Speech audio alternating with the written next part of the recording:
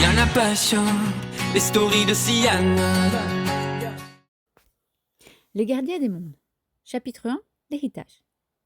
Il avait toujours vécu seul avec sa mère, une femme douce, discrète, qui n'avait jamais aimé personne d'autre que son fils. Elle n'avait jamais eu de mari, jamais de compagnon, jamais cherché à refaire sa vie. Pour elle, il lui suffisait. Il était sa fierté, son bonheur, son monde entier. Le père, lui, n'avait jamais été une figure importante. Sa mère ne parlait pas de lui avec haine, ni avec nostalgie d'ailleurs, juste avec une neutralité tranquille. Elle disait souvent: ton père, je ne l'ai jamais vraiment aimé. C'était une histoire de vacances, rien de plus. Ils étaient jeunes, une aventure légère, un été qui passe trop vite. Puis elle est tombée enceinte. Ce n'était pas voulu, mais pour elle, ce fut la plus belle chose de sa vie.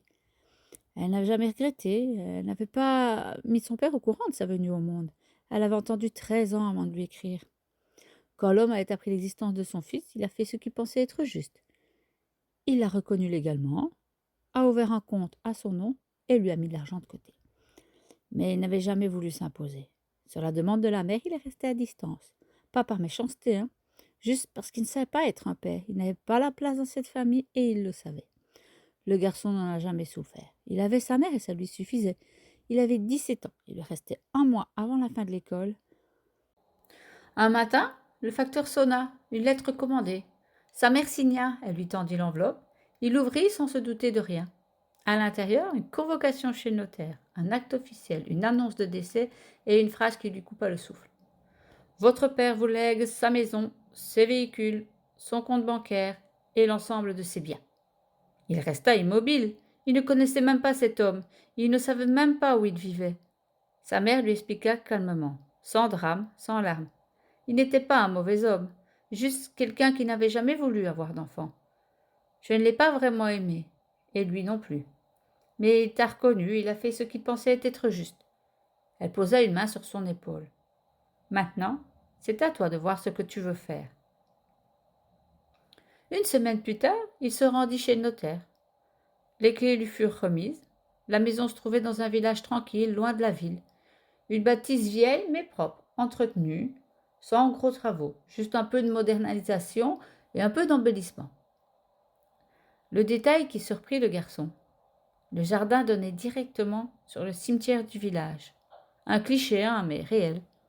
Une barrière en bois, un petit portillon et juste derrière, des pierres grises, les croix et les fleurs fanées. Il prit possession de la maison sans savoir que ce lieu allait changer sa vie. Le jeune homme prit possession de la maison depuis quelques jours. Il n'était pas inquiet. La maison, elle était vieille, oui, mais propre, solide et bien entretenue. Pour fêter ça, il décida d'inviter 3 potes. Une soirée tranquille, pizza, boisson, PlayStation, film et rire. Ils s'installèrent tous dans le salon sur les vieux canapés que son père avait laissés. La télé éclairait la pièce d'une lumière bleutée. Lui, il se sentait bien. Il se sentait chez lui, rien d'inquiétant. Mais ses amis, eux, ils étaient moins à l'aise. Au début, ce n'était que des regards vers le plafond, des sourcils qui se foncent, des pauses dans les conversations, puis l'un d'eux dit « Hé, t'as entendu ?» Le garçon leva les yeux surpris. « Quoi ?»« On dirait des pas. Là-haut. Dans le grenier. Ouais, c'est juste les bois qui travaillent. Vous n'arriverez pas à me faire peur, hein. » Ils reprirent leur partie. Mais quelques minutes plus tard, un autre ami posa la manette. « Non, sérieux, écoute !» Ils se turent et mettent la télé en pause. Du silence. Puis tout d'un coup, ils entendirent des pas lents, un pas, puis un autre, comme si quelqu'un marchait juste au-dessus d'eux. Le garçon, il ne réagissait pas. Pour lui, c'était normal, il n'entendait rien. Mais ses amis, eux, ils se regardèrent avec un malaise grandissant. « Mec, c'est pas normal. On dirait vraiment quelqu'un qui bouge là-haut. »« T'es sûr que t'es seul ici ou tu sais qu'est-ce quelqu'un là-haut ?» Son pote parlait sur un ton de rigolade, mais avec du tracas dans la voix. Lui, il lissa les épaules. « Je vous jure, moi, j'entends rien. » Mais ils insistèrent. Ils étaient sincèrement mal à l'aise. Certains, même, un peu paniqués. Mais lui, rien. Pas un bruit, pas une vibration, il ne comprenait pas, il n'entendait pas, même pas un craquement. Comme si le grenier était parfaitement silencieux pour lui. « Hé, les gars, allez voir, Faites comme chez vous, en fait. » Les 4 potes montèrent visiter l'étage. Joe et ses 3 amis. Ils commencèrent par les chambres. La première était celle de son père. Bah, rien n'avait bougé depuis qu'il avait pris possession de la maison. Le lit était bien fait, l'armoire fermée, quelques vêtements encore pliés. Une pièce figée dans le temps. Les 2 chambres suivantes étaient remplies de boîtes, des cartons empilés, des affaires anciennes, des objets dont Joe ne connaissait même pas l'existence. On aurait dit un grenier. La dernière chambre, c'était celle que Joe avait choisie. Elle était presque vide, nettoyée. Juste son lit, une télé, un bureau, un PC. Des murs encore nus, sans poster, sans déco. Une vraie chambre d'ado qui vient d'arriver et pas encore installée. En revenant vers les escaliers, l'un de ses amis marqua une petite pause. « Hé, cette porte-là, c'est quoi ça ?»« Bah, je crois que c'est le grenier, répondit Joe. « Bah, tu crois ?»« Ouais, j'ai jamais mis les pieds là-haut. » Son pote le regarda surpris. « Donc, tu nous envoies sans savoir ce qu'il y a ?»« Ben, j'ai jamais entendu de bruit là-bas, moi. »« Allez, je monte en premier. » Joe poussa la petite porte. Un escalier étroit montait vers le grenier. Il grimpa les marches, suivi de ses amis. En haut, ils découvrirent un espace encombré, des affaires entassées ici et là, des meubles anciens, des cartons ouverts, des objets dont personne ne connaissait l'utilité. « Je dois tout trier, dit Joe. « Et tu vas faire ça quand ?»« On commence avec maman la semaine prochaine, après les examens de fin d'année. Je dois avoir ce diplôme. Hein. Comme ça, elle accepte que je vive tout seul. Et si tu rates ?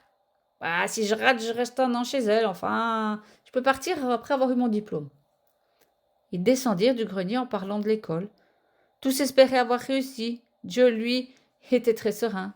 Moi, ses potes aussi, en fait. Hein. Ils étudiaient les sciences. Joe était fan de Sheldon. Il n'avait pas ses tocs, mais il était geek comme lui, passionné de sciences. Et surtout, il avait une avance incroyable. Si en plus du diplôme, ma thèse est bonne, je pourrais passer mon doctorat l'année prochaine, dit Joe. Mec, t'es en avance de 5 ans, c'est fou quand même. Hein. Comme ton Cooper dans ta série. Ouais, tu crois que ta thèse sera acceptée ? Ouais, je vois pas pourquoi elle ne le serait pas en fait. Joe sourit, confiant. Il était posé, il s'inquiétait vraiment pas. Tout tournait bien pour lui et cette maison lui facilitait la vie en fait. Et les gars, on pourrait cohabiter en fait, si on réussit nos examens quoi. Rassurés et ayant presque oublié les bruits, les 4 copains décidèrent de rester dormir sur place. Ils s'installèrent tous dans le salon, devant la télé, la PlayStation encore bien allumée.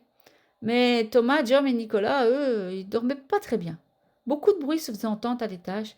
Des bruits lourds, irréguliers, comme des pas ou des objets qu'on déplace. Ils réveillèrent Joe, qui n'entendait absolument rien. « Allez, Joe, viens, on monte voir, s'il te plaît. »« Ok, allons-y, ok. » Tom passa en premier, suivi de ses 3 autres. Arrivé sur la dernière marche de l'escalier, il s'arrêta net. Sous la porte menant au grenier, il y avait une lumière blanche. Mais pas une lumière normale, hein. On voyait bien que c'était pas quelque chose de logique. C'était blanc, un blanc presque pur, presque immaculé. Un blanc qui ne ressemblait à aucune ampoule, aucune lampe, aucune source connue. Les autres n'avaient pas vu qu'il s'était arrêté. À quelques centimètres près, il lui rentrait dedans. Bah, il râlait, il faillit retomber des escaliers. Puis il se mit à rire nerveusement. Mais Tom, lui, il ne riait pas, hein. Il y restait figé, les yeux grands ouverts. Les gars, regardez, là, la lumière. Mais de quoi tu parles ? Là, regardez. Ils levèrent les yeux. En effet, ils furent tous abasourdis.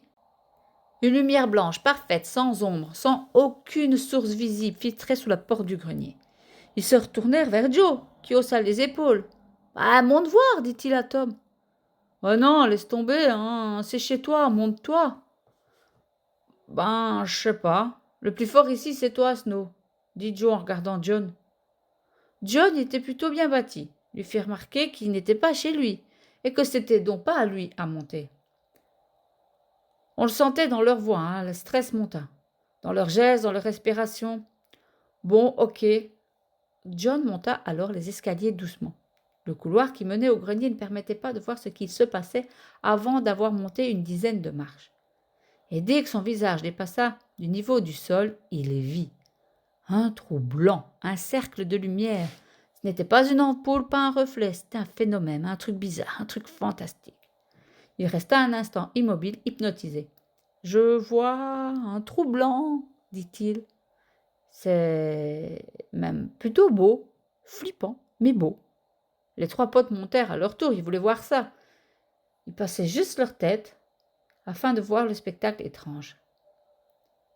Un silence, une sensation de chaleur froide, puis soudain, un grognement profond venu de nulle part qui fit vibrer les murs et sursauter les 4 garçons.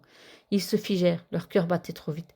Le grenier semblait respirer, et dans cette lumière blanche quelque chose bougea. C'était juste un petit mouvement, comme si la lumière elle-même se déformait, respirait, vivait. Les 4 garçons retinrent leur souffle. Joe sentit une respiration étrange dans l'air, une vibration qui traversait sa poitrine. Joe, Thomas et Nicolas, eux, étaient figés, les yeux grands ouverts. La lumière se stabilisa, le silence devint lourd, et une voix résonna. Pas une voix humaine ni une voix forte, une voix, une présence, comme si elle était directement dans leur esprit. C'était grave et lent, profondément calme. « Joe, Maren, approche !» Les 3 amis se retournèrent vers lui, paniqués. « Hé mec, t'as entendu ?»« Hé Joe, il a dit ton nom. Bah c'est quoi ce délire ?» Joe ne répondit pas, il était hypnotisé, la lumière semblait l'appeler, comme si elle le reconnaissait. La voix reprit, plus claire, plus insistante. « Joe Maren, tu dois prendre la place de ton père. » Joe sentit son cœur se serrer, il ne comprenait pas, il ne savait rien de tout ça. Son père, en fait, il ne connaissait même pas. Et il faisait quoi comme boulot? Il était qui réellement?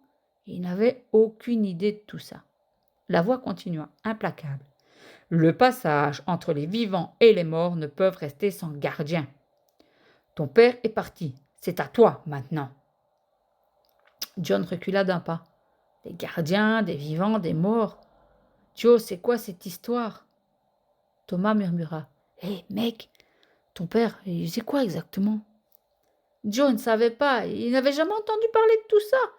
Il n'arrivait même pas à imaginer que son père pouvait être autre chose, il avoir un rôle. Pour lui, c'était juste un inconnu.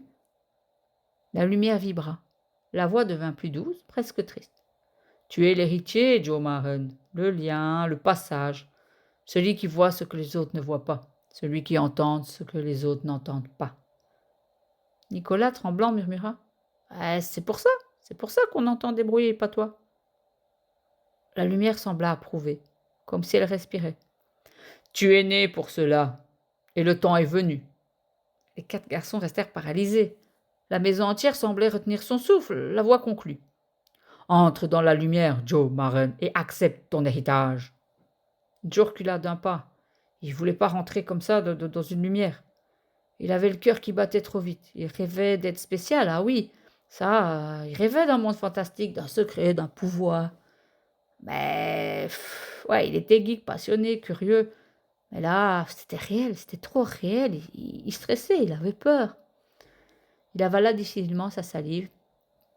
Ah, attendez, je réfléchis avec mes amis. Les 4 garçons redescendirent les marches, lentement, presque en tremblant. Arrivant en bas, ils s'assirent tous dans le couloir, dos contre le mur. Personne ne parlait au début.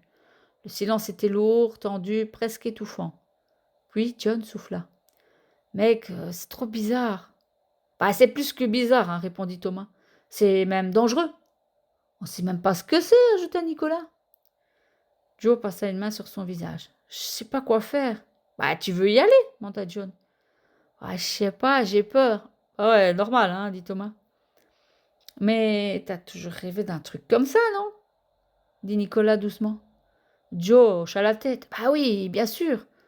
C'est mon rêve, mais pas réellement, quoi. Là, j'ai peur. Ils discutèrent longtemps. Ils donnèrent tous leur avis, leur peur, leurs doutes. Ils se contredisaient, ils se rassuraient. Ils se stressaient encore plus, en fait. Mais une chose revenait toujours. Joe ne voulait pas y aller seul. Finalement, il s'inspira profondément. Ok. Ok quoi, demanda John. On y retourne tous ensemble. Tous ensemble, dit Thomas, surpris. Oui, tous les 4, je suis sûre. Sauf si vous avez peur. Non, c'est bon, on te suit. Ils se levèrent, encore tremblants. Ils remontèrent les marches. Arrivés à la dernière, ils s'installèrent devant la lumière. Elle vibrait doucement, comme si elle les attendait. Joe s'avança d'un pas, sa voix tremblante. J'accepte. Si on peut le faire tous les 4. La lumière sembla hésiter, comme si elle ne comprenait pas. La voix résonna, perplexe. Tous les 4. Puis la voix reprit, plus grave. Savez-vous au moins ce que signifie être le gardien entre les vivants et les morts? Les garçons se regardèrent. Joe ouvrit la bouche, hésitant. Bah non. Attendez, alors on ne peut pas. Nicolas prit enfin la parole, d'une voix faible mais courageuse. Et si vous nous expliquiez? Thomas se tourna vers lui, choqué. Mais à quoi tu joues? Tu parles avec un démon ou quoi? La lumière vibra brusquement. La voix se fit entendre, plus forte, plus indignée. Je ne suis pas un démon! Les quatre sursautèrent. La voix continua, puissante mais calme. Je suis la lumière de la vie. Nicolas souffla, soulagé. Ah, tu vois, c'est pas un démon, Thomas. Thomas ne répondit pas. Il fixa la lumière, terrifié mais fasciné. La voix reprit, plus douce. Approchez, je vais vous expliquer. Siana Passion, les stories de Siana.